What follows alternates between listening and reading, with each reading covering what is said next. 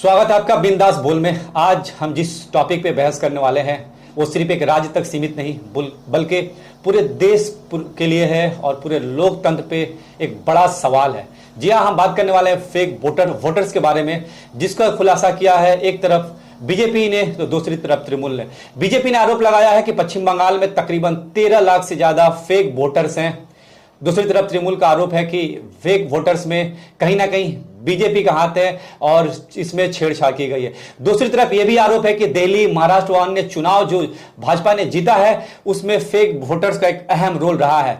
लेकिन सवाल ये खड़े होते हैं कि चाहे जिसने भी फेक वोटर्स का ये इंक्रीमेंट किया है, कौन लोग हैं जो फेक वोटर्स बढ़ा रहे हैं और किस तरह से बढ़ा रहे हैं। जैसे कि हम लोग बताते हैं कि 13 लाख फेक वोटर्स का एक खुलासा हो रहा है, जिसमें 8,000 प्लस ऐसे वोटर्स हैं जिनका एपिक नंबर सेम है, EPIC electoral photo identity card जिसका नंबर सेम है। ये सवाल खड़ा करता है कि आखिर एक ही नंबर, एपिक नंबर के अन्य लोग कैसे वोट डाल सकते हैं। इसमें हम लोग बात करेंगे, वरिष्ठ पत्रकार नवीन जी हैं, उनसे हम लोग बात कर लेंगे कि इनकी क्या राय है और जिस तरह से मामला हो रहे हैं लोकतंत्र कहां तक सुरक्षित है।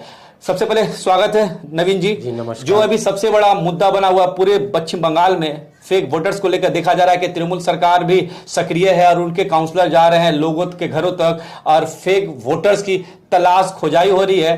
तो क्या ये हकीकत है या सिर्फ एक आईवास दिखावा है? क्या कहना चाहेंगे इसको लेकर? ये देखिए, अगर सही मामले में कहा जाए तो हर बार चुनाव के समय इस तरह के आरोप लगते हैं। यह कोई नया आरोप नहीं है और यह भी सच है कि यह आरोप हवा में नहीं है, इसके पीछे आधार भी है। हर बार इस तरह का आरोप उठता है और इलेक्शन कमीशन की तरफ से सफाई दी जाती है, लेकिन काम का काम कुछ नहीं होता है। इस बार का मामला थोड़ा अलग हटके है और थोड़ा तुल इसलिए पकड़ रहा है कि यहाँ पे सत्ता पक्ष और विपक्ष दोनों इस मुद्दे पे एक हो रहा है। टीएमसी भी बोल रही है कि फर्जी वोटरों की लिस्ट है, नए फर्जी वोटरों का नाम जोड़ा जा रहा है और ओरिजिनल जो वोटर है उनका नाम काटा जा रहा है। जबकि ऑलरेडी भाजपा की तरफ से जो प्रदेश इकाई है भाजपा की, उसने एक लिस्ट चुनाव आयोग को सौंपी है और उसमें उसने आरोप लगाया कि 13 लाख से ज्यादा, मतलब तकरीबन 13.5 लाख फर्जी मतदाता पश्चिम बंगाल के मतदाता सूची में उनका नाम दर्ज है।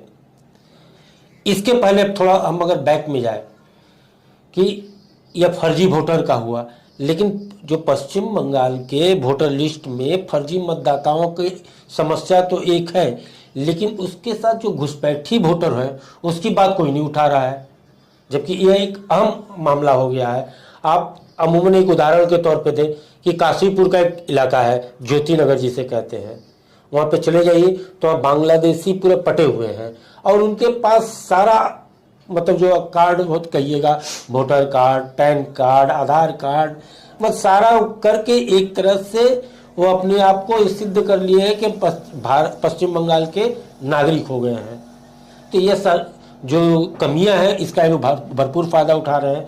फर्जी वोटर का आरोप ममता बनर्जी जब विपक्ष में थी तो बड़े जोर शोर से लगाती थी। नवीन जी, एक सिर्फ नंबर नहीं है, ये साबित करता है कि इलेक्शन कमीशन कितने लेवल पे कॉम्प्रोमाइज कर रहा है। क्या आपको नहीं लगता है कि इलेक्शन कमीशन को एक ट्रांसपेरेंट ऑडिट करनी चाहिए? जो भी फेक वोटर्स का लिस्ट है उसको अपने लिस्ट से बाहर कर देना चाहिए। बिल्कुल करना चाहिए, इस मामले में तो कोई शक ही नहीं हो सकता है। आखिर इस तरह के जो फर्जी वोटर होते हैं जिनका नाम कई जगहों पे होता है, एक ही मतदाता है जिसका वार्ड नंबर 6 में भी उसका नाम है और वार्ड नंबर 108 में भी है, और वो देखा जाएगा तो कमरट्टी में भी मतदाता बना हुआ है। बहुत से ऐसे तो एपिक नंबर वाले जो कलकत्ता में भी है, बिहार में भी है वोटर आईडी। तो इन सब चीजों को लेकर कहीं ना कहीं अगर इसको एक बड़े सुधार की जरूरत है और यह सुधार चुनाव आयोग को तुरंत करना चाहिए, क्योंकि इससे देश की जो एक्चुअल मतदाता संख्या है उसका पता चलेगा और राजनीतिक दलों को इसको लेकर राजनीति करने का मौका नहीं मिलेगा। अब जैसा कि मैं थोड़ी देर पहले कह रहा था कि ममता बनर्जी फर्जी वोटरों का आरोप लगाती थी, किस पे?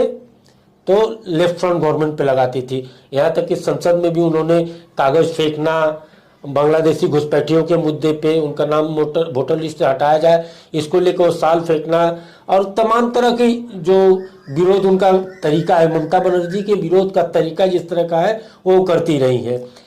लेकिन जब वो सत्ता में बैठी तो पूरी तरह से इतने दिनों तक खामोश थी और अचानक दिल्ली, राजस्थान और हरियाणा का जब चुनाव खत्म होता है और जिस तरह से विपक्षी दल नैरेटिव सेट करता है कि फर्जी वोटरों का नाम घुसा घुसा कर उन लोगों को हराया गया है, तो कहीं ना कहीं इस आरोप के पीछे ममता बनर्जी के दिमाग में या उनका ये अनचाहे तरीके से सही एक डर काम कर रहा है कि कहीं इस बार भी कुछ जो खेला हो का नारा वो देती थी, कहीं फर्जी वोटरों के नाम से खेला हो और वो खेला उन्हीं के खिलाफ न हो जाए, इसलिए वो पहले से ही सतर्क हो ये जो रही है। छलावा है, ये जो फेक वोटर्स का देश के लिए या लोकतंत्र के लिए कितना खतरनाक है? छलावा नहीं, ये एक गंभीर समस्या है। पहली बात तो आप इस चीज को मानिए, छलावा किसे कहते हैं? जो होता है नहीं होता है, लेकिन ये तो वास्तविक सच्चाई है। तो इलेक्शन कमीशन इतनी दिन में तो खामोश क्यों? यह कमी जैसे कि है। तृणमूल ने आरोप लगाया है कि दिल्ली महाराष्ट्र में जो चुनाव जीते हैं भाजपा ने, वहां पे भी फेक वोटर्स का इस्तेमाल किया गया है। जी, तो अगर इस तरह के कार्य होते हैं तो जो वोटर्स है या इलेक्शन की बेहुरमती आप बोलेंगे, कोई वैल्यू ही नहीं रह गया, पार्टियां अपने हिसाब से फेक वोटर्स को बढ़ा करके वोट जीत जाएंगी, तो लोकतंत्र कहां बचा फिर? यही तो है कि हर बार चुनाव आयोग पे आरोप लगते रहता है और चुनाव आयोग कान में रुई डाल के आराम से सारे आरोपों को सुनता है, सुधार की गुंजाइश नहीं करता। इसीलिए कहा गया है कि स्पेसिफिक पर्सनल आइडेंटिफिकेशन रखना होगा, थंब किया जाए, रेटिना लिया जाए, जैसे आधार कार्ड वगैरह के लिए बनाया गया था, उसका लिंकअप ओरिजिनल आधार कार्ड से किया जाए, क्योंकि आधार कार्ड तो जेब में लेकर बहुत लोग घूम रहे हैं, लेकिन उसका पंजीकरण आधार कार्ड का रजिस्ट्रेशन आधार कार्ड के पोर्टल में हुआ है कि नहीं। अगर हुआ है तो आप बैंक अकाउंट जो है उसको आप आधार से लिंक कर दे रहे हैं। इससे करने से जिस तरह की सुविधा हो गई कि आपके अकाउंट में कितना अकाउंट है और किस अकाउंट में कितना पैसा है, अगर सरकार जब चाहे तब जान सकती है। तो उसी तरह आप इसको भी तो कर सकते हैं कि हमारा ये वोटर है, कहाँ का वोटर है, किस जगह का वोटर है, उसको लिंक कीजिए।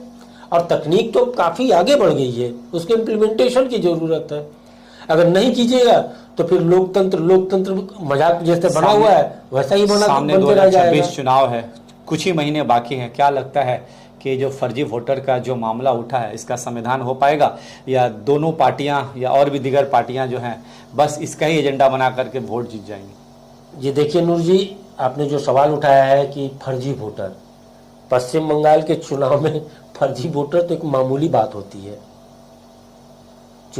जो जहां की जिसकी लाठी मजबूत होती है उसकी भैंस सामने वाले की खेत चढ़ जाती है। तो फर्जी वोटर ही पश्चिम बंगाल के राजनीति चुनाव को प्रभावित करेगा, यह मुद्दा नहीं है। मुद्दा यह है कि निष्पक्ष चुनाव हो और लोग अपना वोट डाल सके।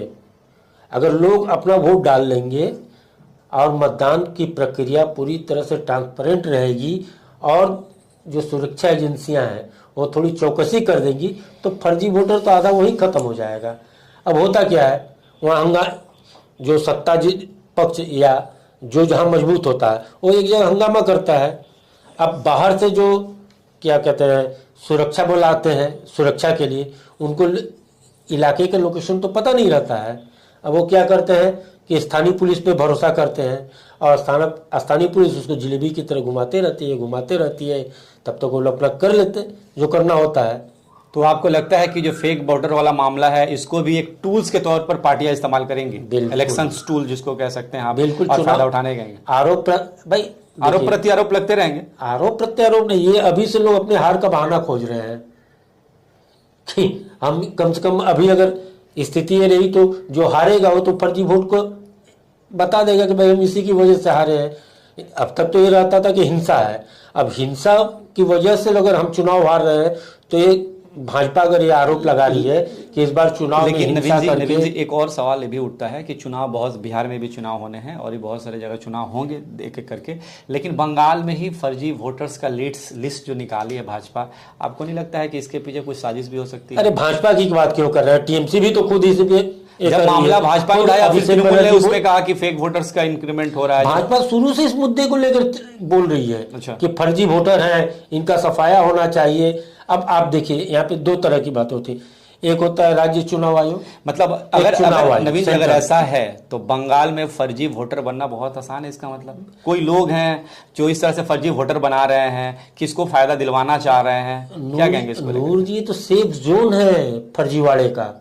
पश्चिम बंगाल बांग्लादेशी अगर भारत में घुसे हैं तो किस राज्य से घुसे हैं? पड़ोसी देश है बांग्लादेश हमारा, रोहिंग्या जो घुसे हैं वो कहाँ से घुसते हैं?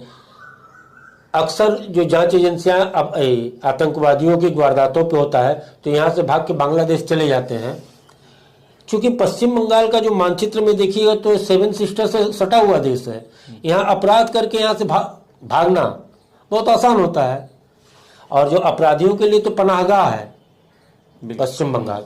और यही वजह है कि आप देखिएगा कि आप भी पत्रकार हैं, हम भी पत्रकार हैं और हम लोग जानते हैं कि पश्चिम बंगाल के पुलिस के काम करने का तरीका क्या होता है। अगर सही मामले में अगर पश्चिम बंगाल में आपराधिक घटनाओं को पंजीकृत किया जाएगा तो मेरे ख्याल से पूरे हिंदुस्तान के लिए हम लोग गर्व कर सकते हैं कि अपराध में नंबर 1 है। चलिए, तो नबी जी, देखना यह है कि जो फर्जी वोटर्स की जो मामला सामने आया है इसका कंक्लूजन क्या निकलता है। लेकिन नतीजा ही होना चाहिए कि इलेक्शन कमीशन को इसमें आगे बढ़ना चाहिए और एक ट्रांसपेरेंट ऑडिट कर करके फर्जी लिस्ट उठाना चाहिए। लेकिन अब तक इलेक्शन कमीशन खामोश है, तो ये खामोशी तो बहुत कुछ कह रही पड़ेगी। ये लोकतंत्र के लिए चुनाव आयोग की खामोशी बहुत महंगी पड़ेगी। और आप देख रहे थे बिंदास बोल, आज का एक मुद्दा उठाने का मकसद था कि जो फर्जी वोटर्स का जो मामला सामने आया, तकरीबन 13 लाख फर्जी वोटर्स का मामला सामने आ रहा। आप सोचें कि जब इलेक्शन का वक्त होगा, वोट आप देने जाएंगे और पता चलेगा कि आपका वोट आपके बदले कोई और दे गया हो, तो सोचे कि क्या एहसास होगा कि आपका जो लोकतंत्र का जो हक था, जो अधिकार था, किसी ने छीन लिया है। तो वही मामला है कि फर्जी वोटर्स जो बनाए जा रहे हैं, किसी न किसी व्यक्ति का हक छीना जा रहा है, उसके साथ क्रूरता की जा रही है। तो जैसे एक मुद्दा था हम लोगों ने उठाया था कि देखना यह है कि आने वाला वक्त में सरकार इस पे क्या एक्शन लेती है। और जिस तरह से अब तक इलेक्शन कमीशन खामोशी अख्तियार किए हुए, यह भी सवालों के घेरे में आता है कि आखिर क्यों इलेक्शन कमीशन ने खामोशी अख्तियार कर रखा है। आप देख रहे थे बिंदास बोल। अगर आपको ये वीडियो अच्छी लगे तो इसको लाइक, कमेंट, शेयर जरूर करें। अगर आप यूट्यूब में देख रहे हैं तो हमारे चैनल को सब्सक्राइब करें, फेसबुक पे दे रहे हैं तो इसे फॉलो करें। जय हिंद, जय भारत।